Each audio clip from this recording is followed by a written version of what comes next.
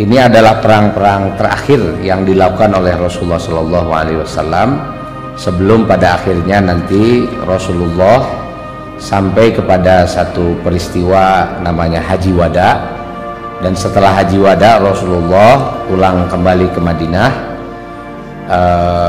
Kemudian beliau sakit ya dalam jangka waktu yang cukup panjang, sekitar 40 hari setelah Haji Wada, dan setelah itu kemudian beliau meninggal. Nah, ini perang Hunain ini adalah perang ya setelah Futuh Mekah yang nanti akan semakin menggambarkan bahwa Futuh Mekah ini telah membawa ajaran Islam menjadi ajaran yang masyhur dikenal di kalangan Arab, dan selain itu juga bisa menancapkan kekuatan dakwahnya di seluruh kawasan Arab, sehingga nanti perang Hunain ini menjadi perang terakhir perlawanan bangsa Arab terhadap Rasulullah Shallallahu Alaihi Wasallam. Sebab setelah selesai perang Hunain ini semua bangsa Arab tunduk kepada Nabi Muhammad SAW. Nah, yang dimaksud bangsa Arab ini balik lagi ke cerita kita di awal-awal kajian sirah ini, yaitu orang-orang yang berada di kawasan pertama Yaman, karena Yaman itu disebut Aslul Arab. Orang-orang Arab itu aslinya dari Yaman. Nah, makanya kalau di Indonesia banyak orang Arab, rata-rata mereka Yamani, orang-orang Yaman, dan yang paling banyak adalah dari provinsi Hadramaut. Nah, sehingga di Indonesia ini rata-rata Arab yang ada di kita turunan dari Hadramaut atau Hadrami.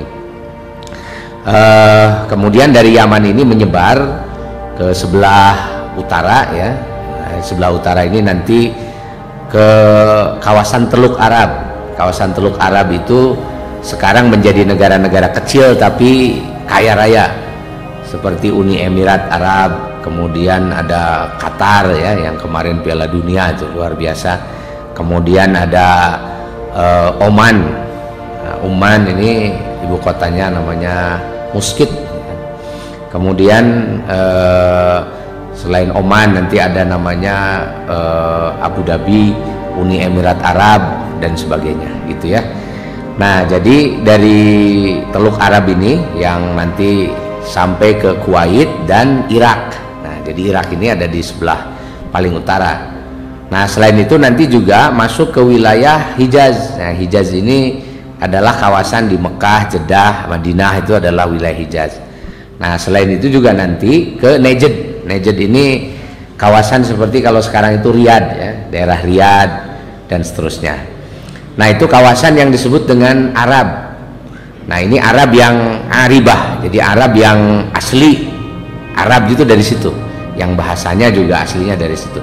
Nanti ada Arab yang namanya musta'robah. Musta'robah itu sebetulnya mereka bukan Arab, tetapi kemudian setelah ada penaklukan Islam, mereka menjadi bangsa Arab gitu ya. Jadi mereka secara sukarela ya mengganti kebudayaan mereka dengan kebudayaan Arab dan menisbatkan diri mereka sebagai orang-orang Arab.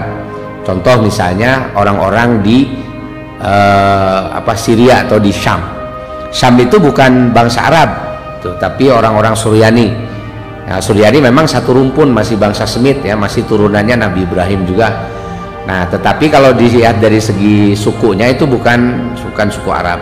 Bahasanya juga beda ya, bahasa Suryani. Orang-orang Syria itu. Nanti ada juga yang pakai bahasa Ibrani dan lainnya. Nah, tapi setelah nanti ditaklukkan umat Islam, mereka mengubah identitas mereka menjadi orang-orang Arab dengan berbahasa Arab. Kemudian orang Mesir itu aslinya Koptik ya, tapi sekarang kalau kita ke Mesir ya kita menyebut mereka sebagai orang-orang Arab saja gitu, karena bahasanya bahasa Arab. Kemudian ada lagi bangsa Barbar. Nah, bangsa Barbar ini adalah suku-suku kulit putih di Afrika Utara. Jadi Afrika Utara itu suku kulit putih itu ada dua. Satu ada orang Koptik ya, Kipti, orang-orang Mesir. Satu lagi orang-orang Barbar. Orang Barbar ini adalah orang Maghrib, Maroko. Nah, makanya kemarin pemain Maroko itu Bararodas Pak, kan gitu ya. Waktu lawan Prancis rada heran kita ya, kenapa di Prancis pemainnya 7 itu hidung.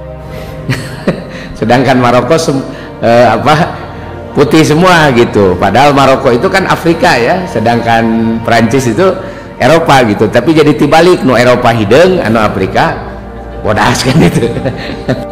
Tapi memang suku ini, suku barbar nanti setelah ditakluk umat Islam bercampur dengan bangsa Arab, sehingga sekarang ya jadi Arab gitu. Jadi Maghrib itu yang paling ujung saja itu Maroko berbahasa Arab, belum lagi nanti Tunisia berbahasa Arab juga, sukunya sama dengan Maroko, Aljazair ya. Kemudian ada Libya itu sama tuh, kulit-kulit putih semua. Di setelah Mesir kan.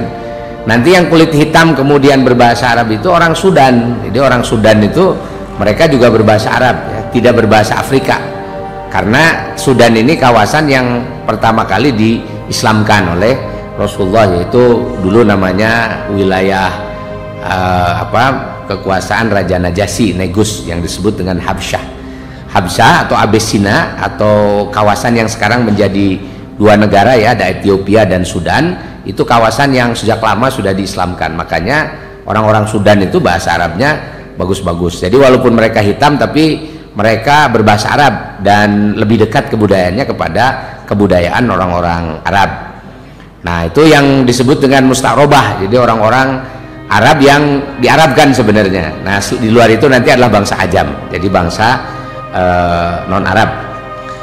Nah jadi perang Hunain ini adalah perang terakhir ya yang diinisiasi oleh bangsa Arab ya setelah Futuh Mekah, dan setelah itu nanti perang Rasulullah dengan bangsa-bangsa non-Arab.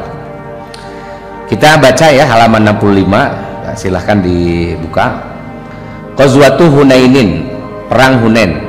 Bihadzal fathi danat lil islami jumu'ul arab wa dakhulu fi dinillahi afwajan ghaira anna qabilatai Hawazin wa Thaqif akhadat humul izzatu wal anifatu wa tajamma'u li harbil muslimin fi Makkah. Bihadal fathi, dengan adanya Futuh Mekah. Jadi kemarin kita sudah cerita Futuh Mekah. Danat lil islami, telah mendekat kepada Islam jumu'ul arab, banyak sekali orang-orang Arab. Jadi orang Arab setelah Futuh Mekah itu udah nggak ada yang tidak ada lagi yang berani menghadapi Rasulullah, sampai mereka itu berbondong-bondong masuk Islam. Wa dakhulu fi dinillahi afwajan, dan mereka masuk ke dalam agama Allah secara berbondong-bondong, sebagaimana disebutkan di dalam surat An-Nasr, idza jaa nasrullahi wal fathu, kalau datang pertolongan Allah, wal fathu, dan kemenangan. Apa yang akan terjadi? Wa ra'aitan nasa yadkhuluna fi dinillahi afwajan, kamu akan melihat orang-orang itu pasti akan masuk ke Islam itu berbondong-bondong. Makanya di dalam Islam itu ada perintah kepada para penguasa itu supaya melakukan futuh. Futuh itu artinya adalah menguasai satu kawasan. Tujuannya untuk apa? Nah ini supaya kita nanti bisa memahami bahwa di dalam Islam menguasai satu kawasan itu bukan untuk tujuan duniawi, sama sekali tidak. Jadi nanti bedanya antara futuhat Islamiyah, penaklukan-penaklukan yang dilakukan orang Islam, dengan penjajahan yang dilakukan oleh bangsa-bangsa Eropa misalnya, itu bedanya di mana? Bedanya itu di tujuannya, sehingga nanti hasilnya beda. Tujuan dari futuh di dalam Islam adalah supaya ra'aitan nasa yadkhuluna fi dinillahi afwajan, supaya manusia masuk Islam. Artinya apa? Urusannya dengan akidah, urusannya dengan keyakinan, urusannya dengan dakwah. Kekuasaan dipegangkan dakwah ya. Di Qatar lah, sederhana aja nih, hal yang sederhana. Qatar itu kan dikuasai oleh penguasa muslim, lalu menyelenggarakan Piala Dunia. Kan kekuasaan ada di tangan penguasa muslim. Ketika kekuasaan ada di tangan penguasa muslim, itu kan ketika main bolanya ada di sana, aturan kan yang pegang umat Islam gitu ya, yang pegang penguasa muslim. Apa aturannya? Aturannya satu, nggak boleh kampanye LGBT, nggak boleh minum khamr misalnya gitu. Itu karena di wilayah Islam. Lalu sebagai penguasa itu kan, penguasa Qatar ini kemudian dia memudahkan orang untuk berdakwah, baik dakwah bil lisan maupun dakwah bil hal. Nah, terutama dakwah bil hal, mencontohkan bagaimana ramahnya Islam kepada orang-orang yang datang dari jauh. Kan yang nonton bola itu dari mana-mana, ada orang Nasrani, ada orang Katolik, ada orang ateis, ada orang Hindu, Buddha, wah macam-macam datang ke sana kan gitu. Karena memang magnet bola itu mendatangkan orang siapa saja. Jadi kan tidak gara-gara sepak bolanya di Qatar yang datang cuma orang Islam gitu kan, enggak gitu, yang datang ke sana macam-macam, sehingga itu menjadi kesempatan untuk memudahkan dakwah Islam. Kan dari situ orang kemudian ya, orang-orang Eropa itu sangat luar biasa itu, mereka menjadi sangat takjub ya dengan bagaimana keramahannya orang-orang Islam di Qatar itu, sampai bagi-bagi makanan gratis, kemudian tertib dan seterusnya kan gitu. Sehingga orang itu yang tadinya di Eropa, di Amerika, banyak yang menyangka Islam itu agama yang galak gitu, karena Islam itu dipersepsikannya sebagai teroris. Wah, ini Islam ini teroris kan gitu ya. Tapi ketika datang ke Qatar, ini terorisnya sebelah mana? Masa ada teroris di jalan nawarin ini ada korma, ada minuman, ada apa gitu gratis lagi kan gitu. Mundi orang sigana, wah anu napuk teh tukang iya kan dagang asong gitu. Di sana ngasong itu gratis kan gitu ya, dikasih aja kan itu, silakan, nggak ada ini apa, tidak ada apa, tidak perlu dibayar. Dan itu yang menyebabkan kemudian orang berubah persepsi tentang Islam, keliru ternyata gitu pandangan mereka terhadap Islam itu. Jadi yang tadinya mereka menganggap Islam itu galak, Islam itu menakutkan, ternyata berubah. Dan konon, katanya sih konon ya, ini belum ada data yang pasti, banyak yang akhirnya tertarik kepada Islam gitu. Jadi balik ke tempatnya masing-masing, banyak yang akhirnya mau juga mereka itu masuk Islam, terutama yang ateis-ateis itu. Nah, oleh sebab itu yang namanya futuh di dalam Islam itu tujuannya memang untuk mempermudah dakwah, supaya orang ini dakwah jalan dengan baik. Karena tujuan kekuasaan dalam Islam itu kan pertama adalah li siasatidin gitu ya, untuk lihimayatidin, untuk menjaga agama, supaya agama itu bisa tegak, bisa dilaksanakan. Nah, salah satu pelaksanaan agama itu kanlah mendakwahkan agama, supaya orang melihat, oh ya, ini Islam itu adalah agama yang rahmatan lil alamin, agama yang bisa memberikan kebaikan bagi semua manusia, bahkan bukan hanya manusia tapi makhluk Allah Subhanahu wa taala di dunia. Nah, maka perlu ada kekuasaan yang menjamin dakwah bisa dilaksanakan, ajaran Islam bisa dipraktekkan. Nah, maka nanti Rasulullah, para sahabat dan penguasa-penguasa muslim diberi tugas kan itu ya di dalam agama untuk apa? Melakukan futuhat. Dan memang ketika umat Islam itu melakukan penaklukan di satu kawasan, itu tidak pernah ada ceritanya orang yang menaklukkan mengeksploitasi sampai masyarakat yang ada di sana itu jadi jatuh miskin, tuh nggak ada. Misalnya ketika Islam menaklukkan Mesir, orang Mesir itu sampai rela, mereka yang tadinya bukan orang Arab mau jadi orang Arab. Kenapa? Karena ternyata setelah ditaklukkan umat Islam yang tadinya mereka merasa takut kan itu ya, justru malah menjadi cinta pada Islam itu. Kenapa? Penguasa yang menguasai kawasan itu memberikan kesejahteraan yang jauh lebih banyak dibandingkan dengan penguasa sebelumnya, karena memang prinsip keadilan di dalam Islam itu dijalankan gitu. Jadi ketika dijalankan orang senang kan gitu, akhirnya orang mendukung kan, banyak yang masuk Islam dan seterusnya. Nah, oleh sebab itu kalau futuh sudah dilakukan, maka nanti kamu akan melihat ra'aitan nasa yadkhuluna fi dinillahi afwaja, manusia ini akan datang masuk ke agama Allah, memeluk agama Allah ini secara berbondong-bondong. Ghairu anna qabilatai Hawazin wa Saqif, cuma ada dua kabilah yang tersisa di kalangan bangsa Arab. Mereka ini adalah kabilah Hawazin dan kabilah Saqif. Akhadat humul izzatu wal anifatu. Mereka ini merasa lebih hebat dari Rasulullah SAW.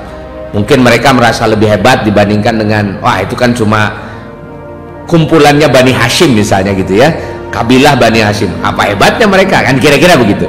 Jadi mereka merasa lebih lebih kuat, dan mereka merasa sombong ya, atas kemegahan yang mereka miliki.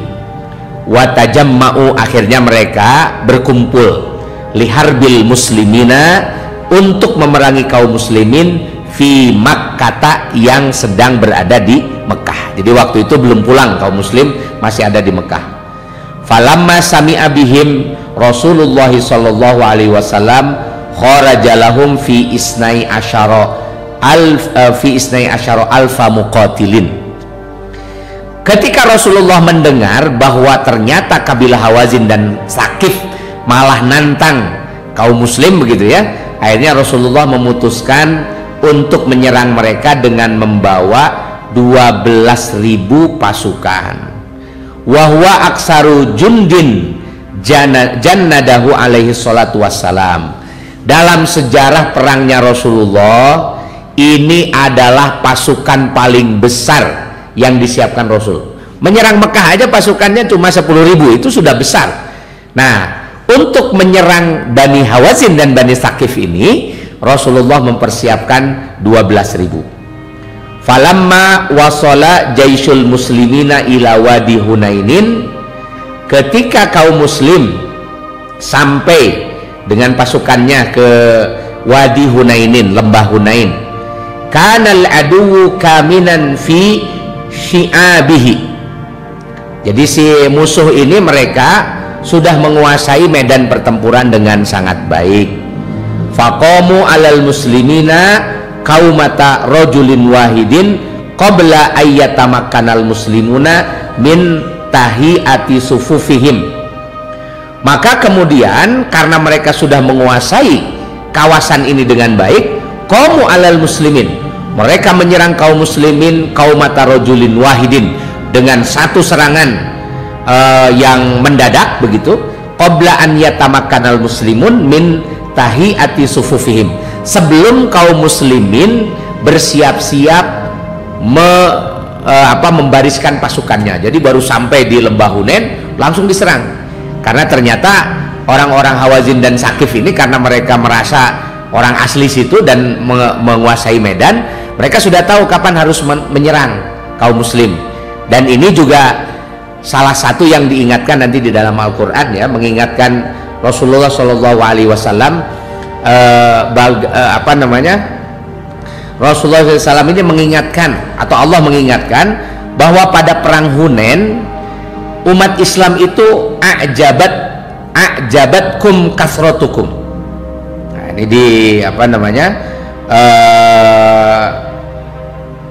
umat Islam ini merasa bahwa mereka sedang dalam keadaan yang sangat kuat, pasukannya banyak sekali, sampai Allah Subhanahu wa taala mengingatkan ya, laqad nasarakumullahu fi mawatina katsiratin.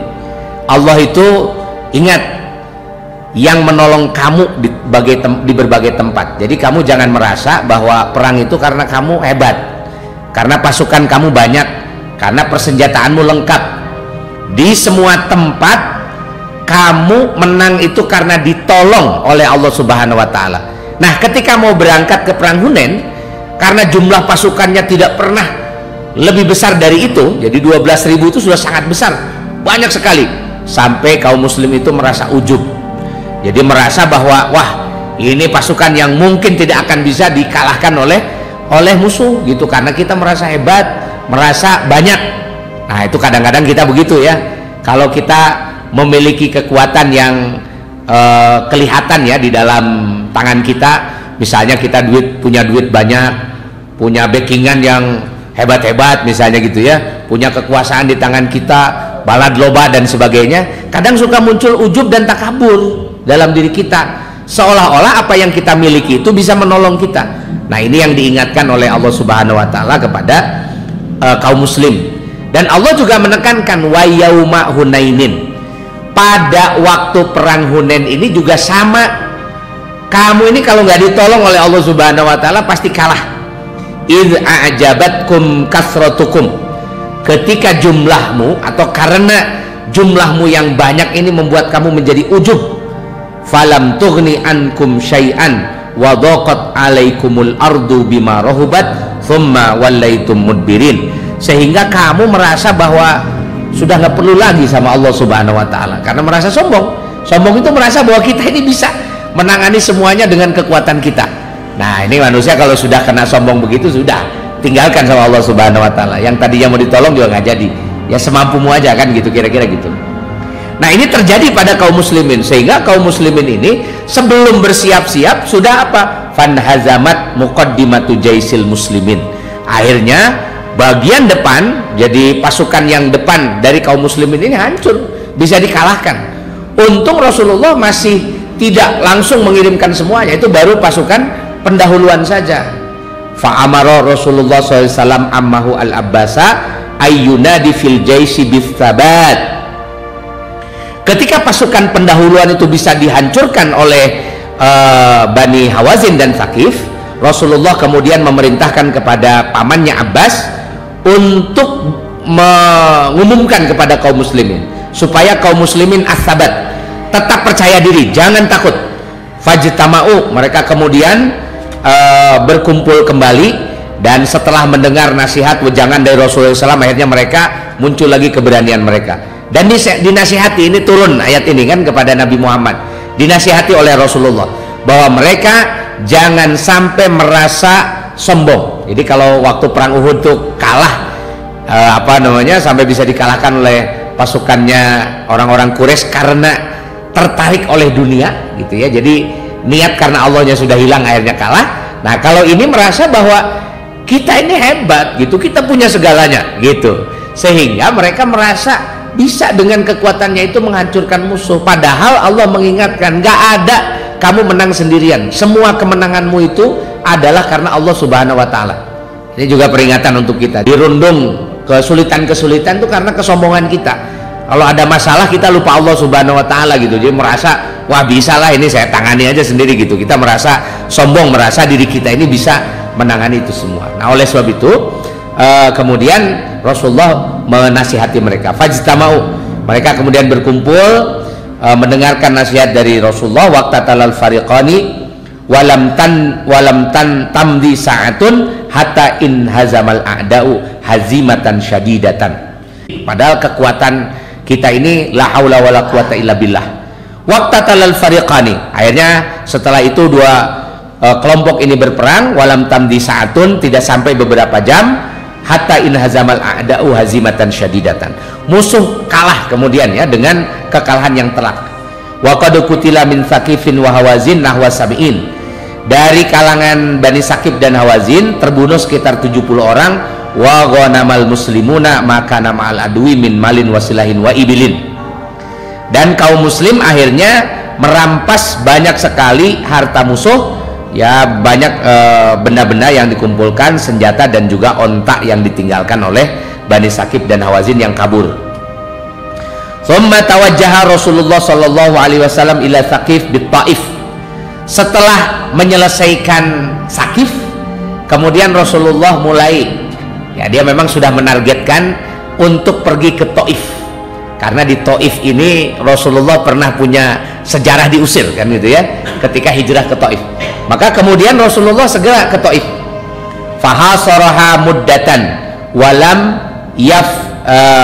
yaftahha wa ba'da ruju'ihi minha atahu wa huwa bil ji'ranah wa wufudun min Hawazin yaltamisuna minhu radda nisaihim wa abnaihim alladina sabahumul muslimuna.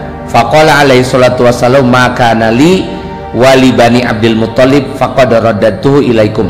Faqala al muhajiruna wal ansar wa makana lana fahuwa li Rasulullah sallallahu faruddat ila Hawazin nisauhum wa abnahum.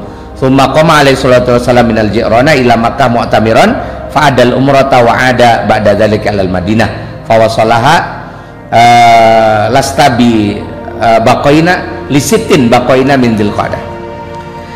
Nah, Rasulullah kemudian dia menuju ke Taif. Fahasaraha muddatan, kemudian mengepung Taif. Tapi ternyata orang-orang Taif ini tidak tidak berani juga menghadapi Rasulullah SAW. Akhirnya mereka menyerah ya kepada Rasulullah. Jadi itu terakhir, orang-orang Taif sudah tidak berani lagi. Jadi kalau sebelumnya orang Taif itu ngusir Rasulullah, dilempari dan sebagainya. Tapi setelah mereka mendengar kekalahan orang-orang Hawazin, Thaqif, apalagi Mekah sudah ditaklukkan oleh kaum muslim, ya sudah, tidak ada nyali orang-orang Taif ini. Wa ba'da ruju'ihi minha, setelah Rasulullah SAW pulang dari Taif, atahu wa huwa bil Ji'ronah, datang kepada Rasul ketika Rasul sampai di satu tempat namanya Ji'ronah. Nah, Ji'ronah ini tempat dengan yang dekat dengan tempat antara Mekah dengan Taif.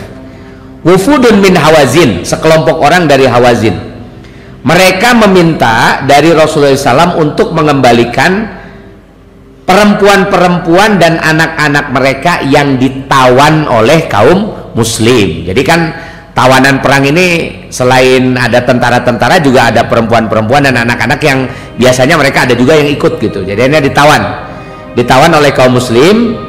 Maka kemudian Rasulullah SAW berkata, maka nali wali bani Abdul Muttalib faqad raddatuhu ilaikum, apa yang ada padaku dan apa yang ada pada Bani Abdul Muttalib sudah aku kembalikan kepada kalian. Faqalal muhajirun wal ansor, kemudian orang muhajirin dan ansor juga mengatakan, wa makana lana fahuwali Rasulillah, sedangkan apa yang ada pada kami, maksudnya yang ditawan oleh kami, sudah diberikan kepada Rasulullah. Faruddat ila Hawazin nisa'uhum wa abna'uhum, maka kemudian dikembalikan kepada orang-orang Hawazin, perempuan dan anak-anak mereka. Jadi Rasulullah karena baik sekali kan gitu ya dengan para sahabat, mereka tidak mau mengintimidasi kan gitu ya, asal mereka mau berdamai dengan Rasulullah SAW, kelihatan ada kemauan mereka untuk tidak lagi menentang dakwah Rasulullah SAW. Akhirnya ketika mereka meminta tawanan, dikembalikan. Jadi minta tawanan Rasul dikembalikan, yang dari para sahabat juga dikembalikan. Tsumma qama alaihi salatu wassalam minal Ji'ronah ila Makkah mu'tamiron. Kemudian Rasulullah setelah mengembalikan tawanan itu dari Ji'ronah, Rasulullah kemudian menuju Mekah kembali untuk melaksanakan umroh. Nah, ini umroh yang kedua yang dilakukan oleh Rasulullah SAW. Itu jadi umroh pertama pada sebelum ini ya, sebelum Futuh Mekah. Kemudian umroh kedua ini dari Ji'ronah. Nah, makanya nanti kalau orang-orang Taif mau umroh ke Mekah itu ininya apa?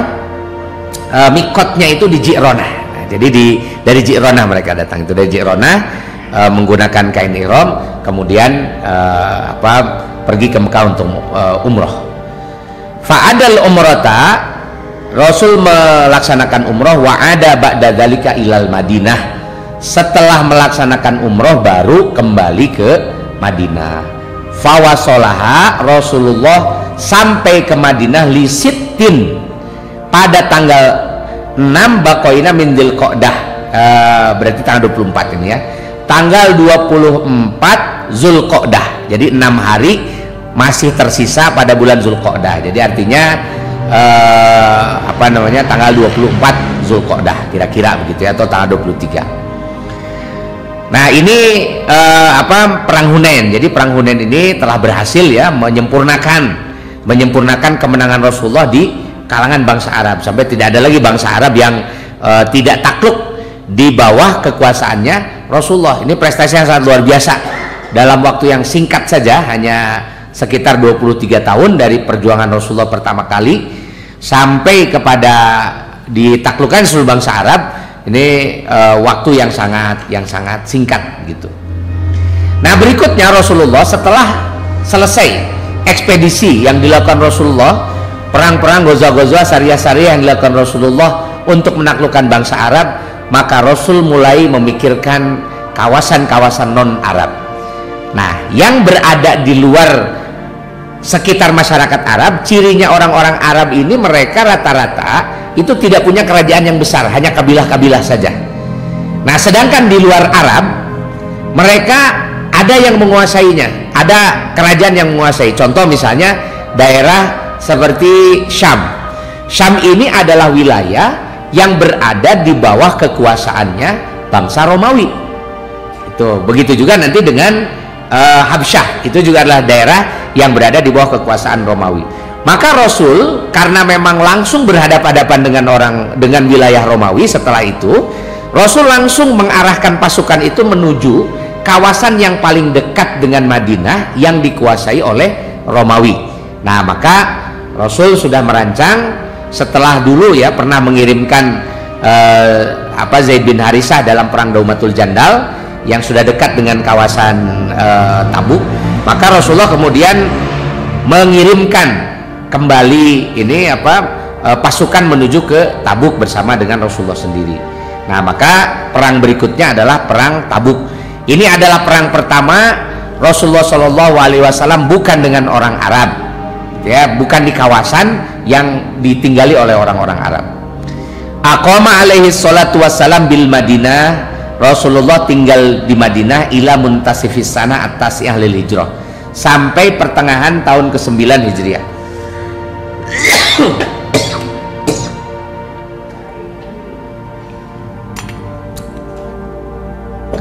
Thumma balaghahu, kemudian sampai berita kepada Rasulullah annar Ruma, bahwasanya tentara Romawi yatajahazuna fi Tabuka, mereka sudah mempersiapkan pasukan di Tabuk liharbihi, untuk menyerang Rasulullah ba'da makana bainahum wa bainal muslimina fi hadisi Mu'tah. Nah, setelah Rasulullah SAW pernah berurusan ya dengan orang-orang Romawi, ya, walaupun tidak langsung menyerang Romawi pada perang Mu'tah. Kita sudah membahas perang Mu'tah. Ini perang untuk menyerang bangsa Arab, tapi orang Arab ini minta bantuan kepada orang Romawi sampai mereka kalah ini di Mu'tah itu ya. Nah, maka kemudian karena kekalahan kekalahan mereka di Mu'tah yang membantu orang-orang Arab di Mu'tah, fatajahaza alaihi salatu wassalam li ghazwihim fi salasina alfa muqatilin. Kemudian Rasulullah mempersiapkan pasukan untuk menghadang pasukan Romawi dengan pasukan sebanyak 30.000. Jadi kalau perang Hunain itu pertama kalinya Rasulullah punya pasukan paling banyak ya, 12.000. Nah, pada waktu perang Tabuk ini malah 2 kali lipat lebih banyak lagi, yaitu sekitar 30.000 orang yang disiapkan untuk perang Tabuk ini. Wa kanal muslimuna idzaka fi zamani asratin. Tapi saat perang Tabuk ini diumumkan oleh Rasulullah SAW, keadaan kaum muslim itu sedang dalam masa paceklik, zamani asratin, wajadabin, dan musim kering, karena memang sedang musim panas. Kalau pada musim panas itu biasanya nanti yang namanya tanaman-tanaman itu baru bersiap-siap itu berbunga, jadi belum sampai panen ya. Falam yakihim dzalika anit ta'ahubi liqitalil a'da, tetapi hal tersebut tidak menghalangi kaum muslimin untuk bersiap-siap menghadapi musuh. Wa tasaddaqa Abu Bakrin lidzalika bijami'i malihi, karena sedang dalam keadaan paceklik ketika Rasulullah meminta para sahabat untuk menyumbang ya dalam perang tersebut, maka Abu Bakar As-Siddiq menyumbangkan semua hartanya karena udah gak ada lagi, semua yang dirubah diberikan. Wa Utsman bin Affan bimalin katsirin, Utsman bin Affan memberikan harta yang banyak sekali. Fakharaja alaihi salatu wassalam hatta wasala Tabuka, dan pasukan ini kemudian pergi bersama dengan Rasulullah sampai mereka ke Tabuk. Falam yajidhum biha, tapi sayang ketika sampai di Tabuk, pasukan yang konon katanya akan menyerang kaum muslim itu nggak ada. Ternyata mereka sudah takut duluan. Fa'aqoma hunaka bid'a asyrata lailatan, kemudian mereka berada di Tabuk beberapa belas malam.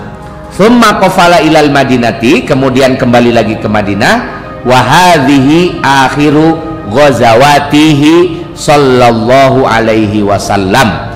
Ini adalah perang terakhir yang diikuti oleh Rasulullah sallallahu alaihi wasallam, atau yang dilakukan oleh Rasulullah.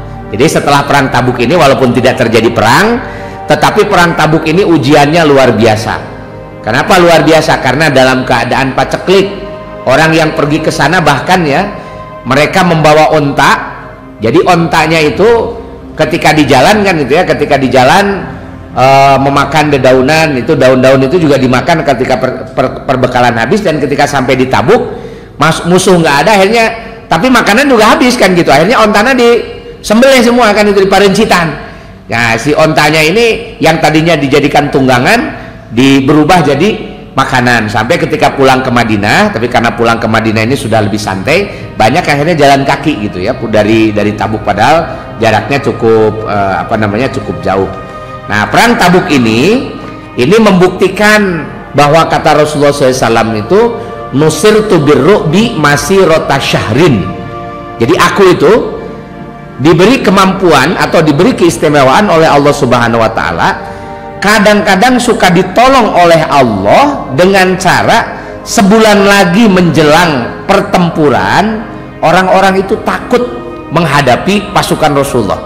Ada yang takut berhadapan-hadapan langsung, tapi kemudian karena takut mereka akhirnya mentalnya kalah duluan dan kalah begitu. Ada juga yang seperti orang-orang Romawi ini gitu. Jadi ketika mereka sudah bersiap-siap dan terdengar oleh kaum muslim, ternyata ketika didekati betulan mereka kabur gitu, nggak berani menghadapi pasukan Rasulullah. Jadi daripada mati konyol, mereka akhirnya memilih untuk no game gitu ya, tidak ada pertempuran gitu. Jadi di WO kan gitu ya. Jadi mereka sudah kalah duluan sebelum terjadinya pertempuran. Dan ini saya kira banyak terjadi model begini di dalam perang-perangnya Rasulullah SAW, karena salah satu mukjizat yang diberikan kepada Rasul adalah nusirtu birru'bi masirata syahrin. Nah kadang-kadang Rasulullah SAW ini ditolong oleh Allah Subhanahu wa taala agar musuh-musuhnya ini merasa takut, bahkan sebulan sebelum terjadinya pertempuran gitu. Ini kan keistimewaan yang sangat luar biasa yang diberikan oleh Allah Subhanahu wa taala kepada kaum muslimin. Nah, kalau kita memperhatikan gitu ya dari perjalanan Rasulullah Shallallahu alaihi wasallam, nanti kita akan bahas bagaimana natijah ini adalah hasil ya dari dakwah Rasulullah SAW dari awal sampai akhir pertempuran. Jadi kita akan ada talkhisnya sampai kepada Haji Wada dan seterusnya. Nah kita akan ulas dulu tadi ya peristiwa Hunain dan peristiwa Tabuk ini menjadi semacam contoh buat kita. Ketika kaum muslim itu sudah berkuasa, biasanya akan lebih mudah untuk menaklukkan kawasan-kawasan yang sulit sekali ditaklukkan. Dan itu tidak perlu terjadi pertumpahan darah, karena memang umat Islam ada sebetulnya tidak hobi perang. Perang bagi umat Islam itu bukan keharusan. Yang menjadi kewajiban itu bukan perangnya, tapi yang menjadi kewajiban itu adalah menyebarkan Islamnya. Cuma kadang-kadang menyebarkan ajaran Islam itu tidak cukup hanya dengan minta izin. Minta izin untuk menyebarkan Islam, minta izin berdakwah. Padahal bagaimana sudah kita sering dengarkan bahwa di dalam perang itu Rasulullah tidak pernah memberikan opsi perang sebagai opsi yang utama. Opsi yang pertama itu akan ditawarkan, mau masuk Islam nggak gitu. Kalau masuk Islam udah selesai, nggak perlu perang, ngapain gitu ya. Islam itu agama damai, bukan agama yang hobi perang. Maka kalau sudah mau masuk Islam ya sudah, kita jalan bersama-sama menuju Allah Subhanahu wa taala. Terus yang kedua, kalau kamu tidak mau damai, tidak mau masuk Islam ya sudah, damai saja gitu. Tapi izinkan kami untuk menyebarkan dakwah gitu. Jadi tidak boleh menghalang-halangi orang mau berdakwah, karena ini adalah menghalangi menyebarkan kebaikan, menyebarkan rahmat bagi seluruh alam. Nah baru kalau damai nggak mau, masuk Islam nggak mau, ya apalagi kan gitu ya. Padahal kita punya kewajiban untuk menyebarkan agama Allah Subhanahu wa taala. Itu akhirnya pilihan terakhir, dan ini adalah pilihan yang paling buruk sebetulnya yang dipilih oleh Rasulullah SAW dan para sahabat, tapi nggak ada pilihan lain, akhirnya perang. Menunjukkan bahwa dakwah itu nggak boleh kalah dengan kekuatan apapun, karena dakwah itu membawa misinya Allah Subhanahu wa taala. Kalau sampai harus berperang, maka berperang untuk kepentingan dakwah itu pasti akan mendapatkan pertolongan Allah Subhanahu wa taala. Nah, makanya di dalam satu hadis Rasulullah mengatakan, umirtu, aku diperintahkan, an uqatilan nas, untuk berperang melawan orang-orang. Tujuannya untuk apa? Hatta yashhadu alla ilaha illallah wa anna muhammadan rasulullah, sampai mereka semua menerima bahwa Allah adalah Tuhan mereka, Muhammad adalah utusan Allah Subhanahu wa taala. Itu saja tujuannya. Jadi bukan tujuan dunia yang dicari oleh Rasulullah SAW. Jadi dengan menegakkan perang misalnya gitu, menegakkan kekuasaan, itu bukan untuk kekuasaan itu sendiri, bukan untuk juga mengumpulkan harta kekayaan dunia. Nah, sebab nanti dibuktikan setelah Rasulullah menaklukkan banyak kawasan itu, Rasulullah pulang ke Madinah bukan dengan kekayaan yang banyak. Kalau seandainya tujuan Rasulullah dengan menaklukkan kawasan Arab atau kawasan manapun adalah untuk tujuan dunia, mungkin pulang ke Madinah Rasul langsung membangun istana, bikin istana yang megah-megah hebat. Itu kan seperti kebiasaannya para raja. Jadi raja-raja itu kan kalau sudah menang, banyak rakyatnya, wilayahnya luas, apalagi banyak yang daerah-daerah strategis, kawasan yang kaya yang dia kuasai, itu umumnya mereka jadi lupa diri kan gitu ya, hidup bermewah-mewah, membangun istana dan sebagainya, seperti yang juga ditunjukkan oleh para penguasa kita juga kan gitu ya. Sekarang kalau ditanya para penguasa mau apa jadi presiden, mau apa jadi bupati, mau apa jadi gubernur, mau apa jadi pejabat-pejabat kan gitu. Nah, susah menjawab, tidak mau menjawab, oh saya ini mau beramal karena Allah Subhanahu wa taala, mau melayani rakyat. Itu omongan yang tidak kelihatan di dalam amalnya. Tapi kalau diucapkan sih banyak ya, tapi kalau dari amal tidak. Kalau dari amalnya kelihatan betul.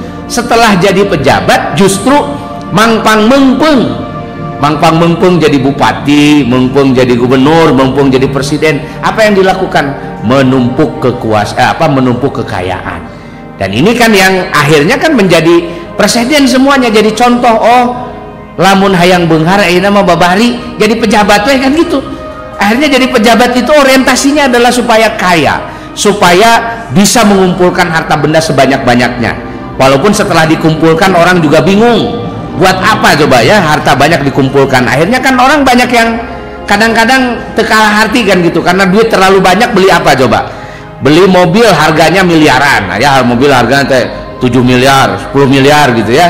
Nah, bahkan ada yang sampai 30 miliar. Pertanyaannya naon bedana mobil 70 miliar jeung mobil harganya 100 juta gitu. Kadang-kadang maju nama tarikannya harus 100 juta kan gitu, sebab teh hariwang mawana gitu.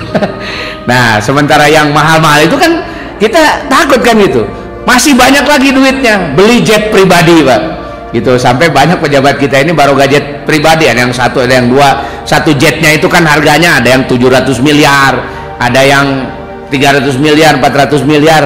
Pertanyaannya itu jet itu buat apa Pak gitu ya, jet pribadi semacam itu ya, kecuali sekedar untuk ya gitu-gitu aja. Itu tidak jelas, itu kemanfaatannya terutama untuk masyarakat tuh nggak ada. Itu kan hanya sekedar untuk memenuhi keinginan pribadi saja, buat istana yang megah-megah, buat rumah yang hebat-hebat dan sebagainya. Cuma begitu saja, yang setelah mati semuanya ditinggalkan, nggak ada gunanya. Buat masyarakat nggak ada gunanya, buat dirinya juga nggak ada gunanya. Jadi kekayaan yang banyak itu tidak menolong dia dari ajal yang akan menjemputnya itu.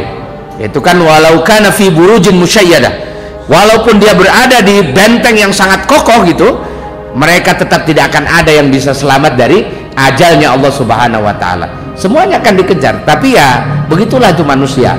Dan ini karena kebiasaan raja-raja begitu, dicontohkan secara terbalik oleh Rasulullah SAW. Kekuasaan itu penting, kekuasaan itu harus dikejar, kekuasaan itu harus diambil, tapi bukan supaya kamu jadi kaya, bukan supaya kamu jadi berkuasa, bukan supaya kamu jadi dianggap orang hebat dan sebagainya, apalagi supaya kamu hidup semena-mena dan menganggap dirinya seperti Fir'aun yang mengatakan setelah berkuasa, ana rabbukumul a'la, aku adalah Tuhan kalian yang maha tinggi. Itu kan kacau itu. Dan banyak orang yang megalomania semacam begitu setelah dia berkuasa, seolah-olah dia akan hidup selamanya, akan abadi, dan dia merasa sebagai Tuhan, akan bisa menentukan segalanya. Kesombongan yang maksimal seperti Fir'aun itu kan bukan tidak ada di dalam sejarah umat manusia, itu banyak contohnya. Nah, sehingga Rasulullah kemudian menunjukkan bahwa dan mencontohkan secara langsung buat apa kekuasaan itu. Maka Rasul memperlihatkan di dalam sunnahnya.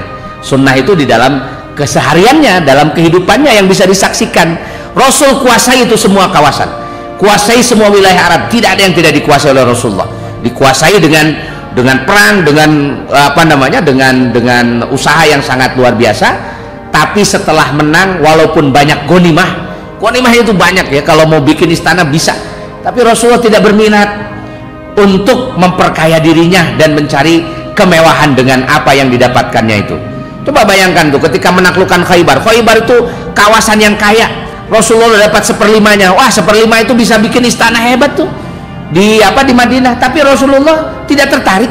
Pulang ke Madinah, rumahnya masih itu juga yang dibangun ketika pertama kali Rasulullah datang ke Madinah.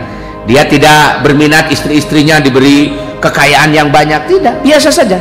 Rasulullah mengambil harta secukupnya saja untuk makannya, untuk istri-istrinya, dan setelah itu selesai. Dan terbuktikan ketika Rasulullah meninggal, apa warisan Rasulullah? Rasul sampai mengatakan, tirkahku itu, inni taraktu fikum amrain ma intamasaktum bihima lan tadilu abadan. Aku itu hanya punya tirkah, punya warisan itu cuma 2 saja. Apa itu? Kitab Allah dan sunnahku. Sisanya nggak ada. Rasulullah tidak mewariskan harta apapun. Nah, itu termasuk yang nanti diklaim oleh orang-orang Syiah sebagai harta fadak gitu ya, yang katanya direbut oleh Abu Bakar. Padahal Rasul tidak pernah memiliki harta itu, karena setelah mendapatkan bagian dari apa namanya, dari ghanimah itu yang 1/5-nya milik Rasul, dibagikan oleh Rasulullah untuk orang-orang yang memerlukan gitu. Karena Rasul ini orang yang sangat jawad, orang yang sangat dermawan, sehingga dia tidak memerlukan untuk dirinya kecuali yang cukup saja untuk hidupnya.